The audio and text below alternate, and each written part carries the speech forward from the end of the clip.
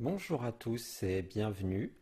Je vous souhaite tout d'abord une très bonne santé physique, morale, et je vous invite à poursuivre les cours sur Internet avec un système où on va avoir des vidéos de réalisation de tableaux et des explications en ligne. La proposition est que vous puissiez réaliser ces exercices proposés chez vous et que moi je puisse les corriger, que vous me les envoyez par mail ou si vous voulez, vous pouvez aussi bien les poster sur le YouTube dans les commentaires, ainsi tout le monde pourra voir aussi bien d'autres élèves que ceux que vous connaissez, ceux que vous connaissez pas, et puis toutes les personnes qui verront cette vidéo et qui iront voir les commentaires, donc ce sera public. Ça, c'est votre choix. Euh, voilà, donc le premier thème que je vous propose, c'est un paysage de Thaïlande, ici à Koh Phi Phi, celui que vous voyez juste à côté de moi. Euh, alors là, c'est un sujet classique sur euh, la narration de l'espace hein, dans un paysage avec des éléments comme la route que vous voyez, la maison au bord de la route, il y a deux personnages, donc des règlements d'échelle entre personnages, immeubles, tout ça sera expliqué, hein, comment, pourquoi, où est-ce qu'on crée des contrastes plus violents, etc. etc. Donc toutes ces explications techniques, je vous les donne tout en faisant la démonstration d'une interprétation de ce sujet hein, photographique, donc à réinterpréter. Et le même sujet aussi, je le présenterai un peu plus tard en dessin. Comment on dessine ce sujet, parce que au niveau des contrastes, il est assez riche et euh, c'est faire des réinterprétations de photos, c'est très intéressant hein, parce que il y a toute cette part imaginative, toute cette part de composition, euh, tout cet univers qu'on va idéaliser, qu'on va transmettre de façon plus lisible à certains endroits. Euh, donc il y a beaucoup de choses à voir là-dessus. Voilà, donc la vie continue ici sur Internet et maintenant bah, je vous propose de passer à la démonstration. À tout de suite. Commençons par analyser l'image qu'on va dessiner. Sur ce paysage, la première chose à déterminer, ça va être la position du regard du spectateur, c'est-à-dire la position de la ligne d'horizon. Ce qu'on appelle la ligne d'horizon, c'est le regard de la personne sur le sujet. Hein, c'est le regard du spectateur sur la scène. Alors ici, on va déterminer la ligne d'horizon par rapport à tout ce qu'on voit par-dessus, hein, comme la route, donc on est au-dessus de la route. Cette ligne d'horizon va se trouver à peu près à un tiers des immeubles, un tiers de la hauteur des immeubles. Euh, je vous la montre sur l'image qui suit.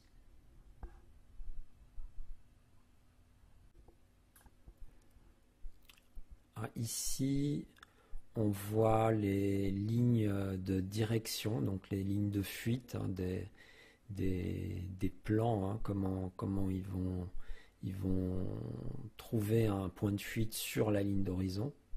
C'est leur point de convergence. Alors chaque bloc a son point de fuite, hein, chaque bloc a sa direction, chaque bloc a son point de fuite, mais tous les points de fuite se trouvent sur la ligne d'horizon. Alors où est-ce qu'il se trouve par rapport à un bloc? Tout dépend de l'alignement du bloc et de la convergence des lignes vers le point de fuite à l'horizon. Et c'est dû à l'orientation du bloc, hein, comme ils ne sont pas tous orientés comme ils ne se suivent pas à la ligne, ils sont sur des lignes différentes tout simplement. Mais leur point de fuite se trouve sur la ligne d'horizon. Alors là, on voit en rouge les directions principales, celle de la route, celle de l'immeuble aussi, hein, de la base de l'immeuble et du haut de l'immeuble, hein, la tendance. Alors nous voici avec cette image qui représente le volume, la forme générale du bloc de l'immeuble.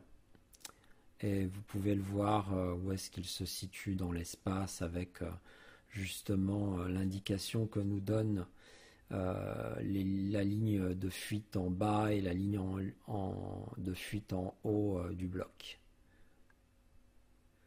Voici donc là avec ces éléments, c'est les premiers qu'on va mettre en place dans notre dessin, c'est la ligne d'horizon, la route et la direction des blocs. Alors là il y en a un, mais il y en a un autre de l'autre côté, et puis bon, un toit un peu vers l'arrière-plan. Je vous retrouve pour le dessin de ce paysage. À tout de suite.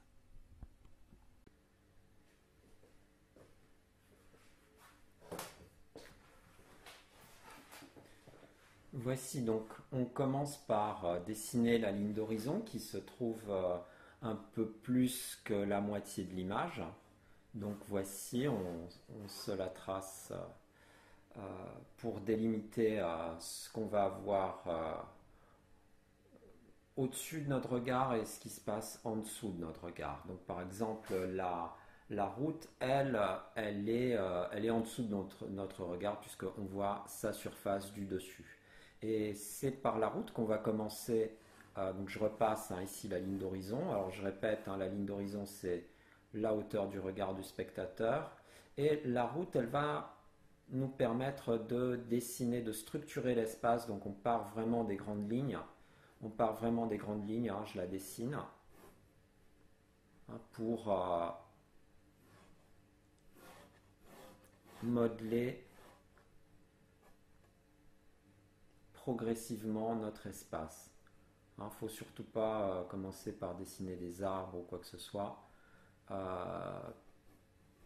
Placer les surfaces, les plans. Voilà, donc on a une route qui va en se rétrécissant. On verra les courbes, plus ou moins à la courbure de la route.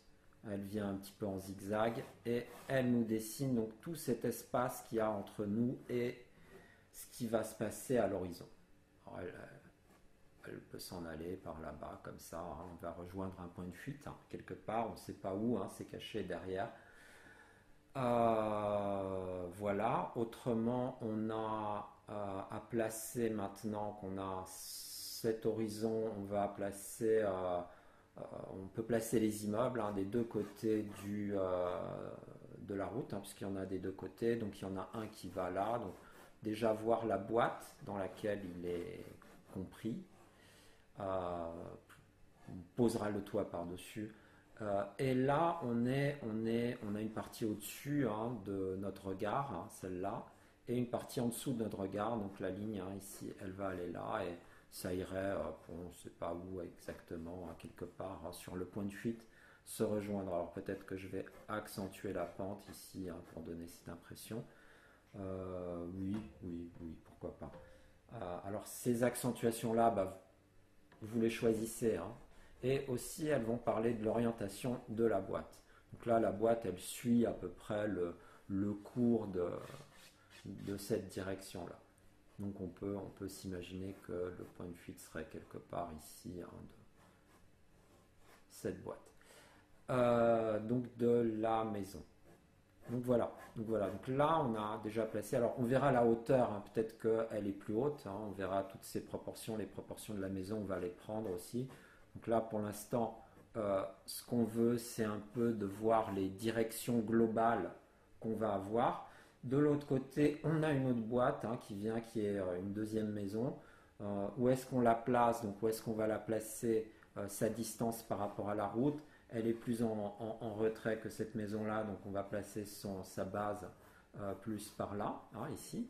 Hein, là, on a la base ici de cette maison-là, à peu près. Hein, je passe un peu plus fort les lignes pour qu'on les voit. Mais n'appuyez pas trop. Hein. Du moment que vous voyez vos lignes, c'est bien. Hein. Moi, j'appuie plus, c'est pour la vidéo. Donc cette maison ici, elle est plus basse que celle-là. Il faut voir qu'elle va monter à peu près, elle va monter à peu près jusqu'à cette hauteur-là, hein, par rapport à cette maison-là, sans compter le toit de cette maison, hein, qui viendra ici par-dessus, hein, qu'on va venir poser, hein, qui va se poser, qui va se poser par là. Hein, voilà. Et on va dire que voilà, là c'est le centre, le milieu de la maison. Hein, on va dire que voilà, on a un axe de symétrie qui sont, enfin on ne sait pas si elle est symétrique, mais on va supposer que on a un axe de symétrie qui est là. Alors de l'autre côté c'est pareil, donc ça va être plus ou moins parallèle. Hein.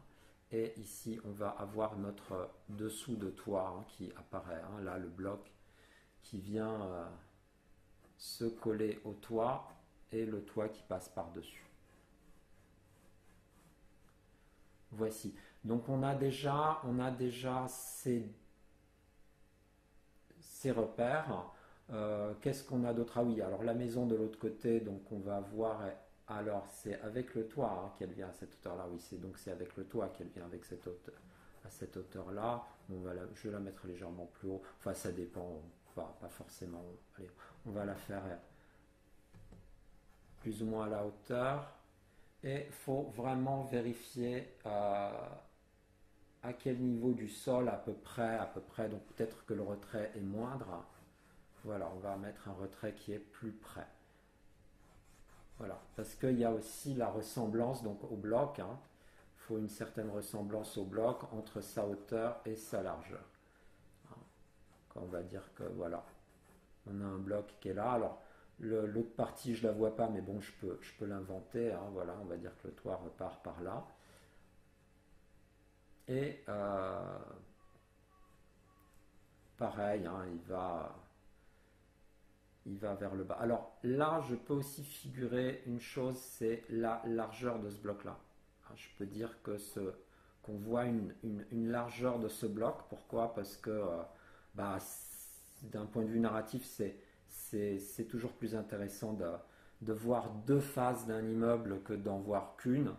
Des fois, la maison est en face, elle est en face, mais là, il n'y a pas de raison qu'on ne voit pas légèrement le, pardon, et alors à ce moment-là, donc le dessus du toit sera légèrement différent puisque l'autre côté va ressortir par là. Donc on aura ceci, hein, comme ça. Hein, vous voyez, voilà. Plus ou moins, on verra après de combien on fait ces pentes. C'est juste un placement. Mais par la suite,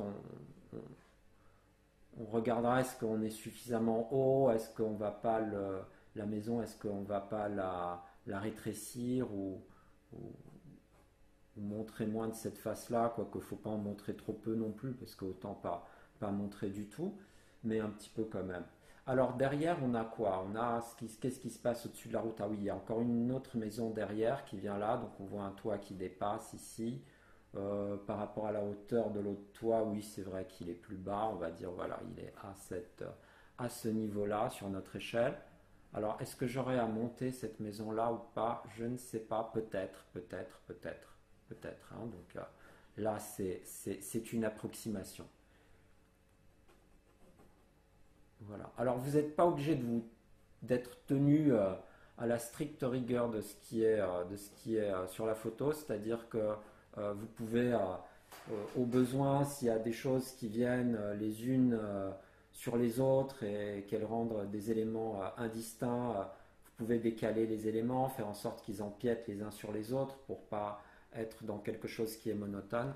Donc voilà, donc je continue le dessin, donc je mets en place un peu les éléments. Et puis on a ces éléments qui sont végétaux. Hein. Donc la maison, on va dire voilà, on va dire celle-là, elle passe passerait où? Elle passe comme ça, ici, ici. Voilà, on aura une surface qui viendra là. Or, au sol, qu'est-ce qu'il y aurait? Bon, je ne sais pas exactement ce qu'il pourrait y avoir. On peut supposer qu'il y a quelque chose comme ça. Voilà. Alors, puisqu'on a un toit qui dépasse, on a un toit qui dépasse ici de... Mais surtout, on a cette végétation qui vient par-dessus. Donc, on va, pour figurer la végétation, on va donner des formes de masse, des formes de masse, voilà, comme ça, qui vont nous dire, voilà, il y a un dessus de feuille qui est clair, il y a un dessus de feuille qui est foncé. Donc, donner juste des limites aux masses, après on les sculptera avec la peinture, donc pas trop détaillé, les traits dont on n'a plus besoin, on les efface, voilà comme ça. Et qu'est-ce qui nous manque derrière? Ah oui, la montagne. Alors la montagne, on peut la faire venir au-dessus de la maison, si on veut. Moi je crois que ce sera beaucoup plus joli comme ça. Ou bien faire un horizon bas, comme ça. Enfin, c'est pas un horizon, c'est des montagnes basses. On peut dire, on peut montrer ça, mais on peut aussi, j'ai fait le test, c'est pour ça que je vous le propose, c'est-à-dire faire une montagne qui vient plus haut que la maison et ça marche très bien. Voilà. Alors, pas exactement la cime, pas exactement là où on a le toit, parce que ce serait un peu monotone, le pic du toit qui correspondrait au pic de la montagne, on peut le décaler, voilà. Voilà. Donc ça aussi, c'est sympa quand on a une montagne qui est un petit peu plus haute que la maison. Comme ça aussi, c'est très agréable à voir. Donc voilà, donc ça c'est la part de réinterprétation. Plus, moins, c'est vous qui voyez, on peut donner une irrégularité à ça, qui vient comme ça, et puis l'autre qui vient ici, voilà. Donc là, vous pouvez donner quelques petites indications sur quelle montagne est devant, quelle partie de montagne est devant, quelle partie est derrière. Et alors l'élément aussi qui est très important dans ce tableau, c'est le palmier qui se situe ici, donc jusqu'à quelle hauteur on va le faire. Allez, on va le faire jusqu'à cette hauteur-là. Et puis à quel niveau il vient, c'est-à-dire à quelle distance il est sur la route, c'est-à-dire à peu près ici, voilà. Donc j'ai commencé, donc là je vais avoir un tronc, et puis je vais avoir une masse, j'esquisse une masse de feuillage qui viendra. Bon allez, on va faire dépasser quelques feuilles, c'est pas très grave. Voilà, très bien. Donc voilà, donc esquisser la masse du feuillage. Vous pouvez aussi donner des directions de feuilles en faisant ça. Et le reste, vous le ferez à la peinture.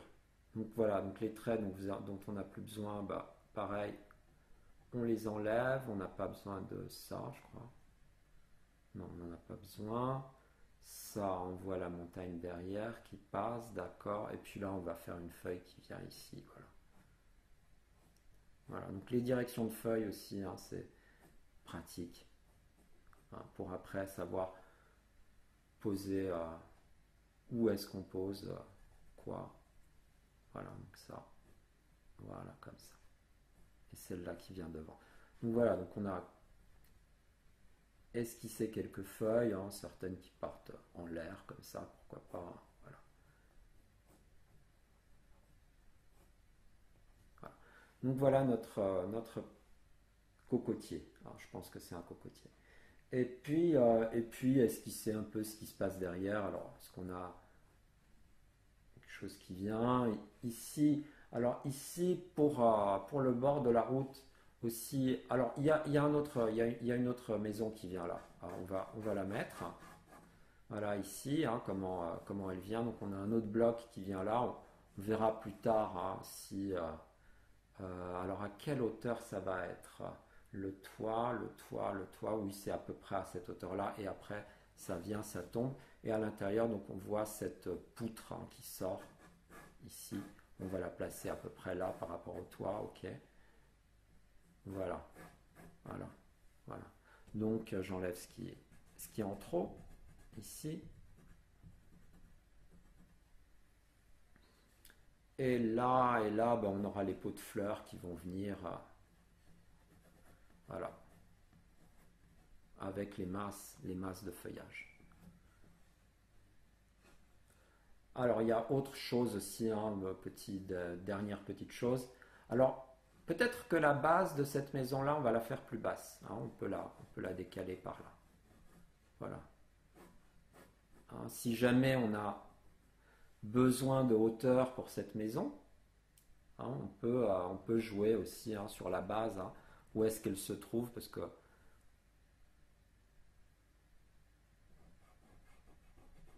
ça aussi, ça peut nous aider pour modifier les proportions de la boîte. Finalement, comme ça, c'est pas mal. Voilà, pas trop. Et ici, il y a un espèce de petit toit qui vient, hein, qui est une surface qui vient comme ceci. Voilà. Ça, c'est la surface, hein, c'est le petit toit qui vient là, hein, comme vous voyez sur l'image. Voilà. Alors, ah oui, alors il est au-dessus et on ne voit pas le dessus du toit. Oui, exactement. Donc, il est au-dessus de nous, pardon. Donc là, la direction, elle sera plus penchée comme ceci. Ça, donc on verra pas le dessus du toit, on verra que l'épaisseur qui vient comme ceci et l'épaisseur qui va vers le bas qui vient comme cela. Donc là, on a un qui serait peut-être, ce serait peut-être moins long. Voilà, comme ça. Hein, pour être dans la perspective. Voilà. Voilà. Donc ce serait peut-être quelque chose comme ça. Alors si c'est long, hein, c'est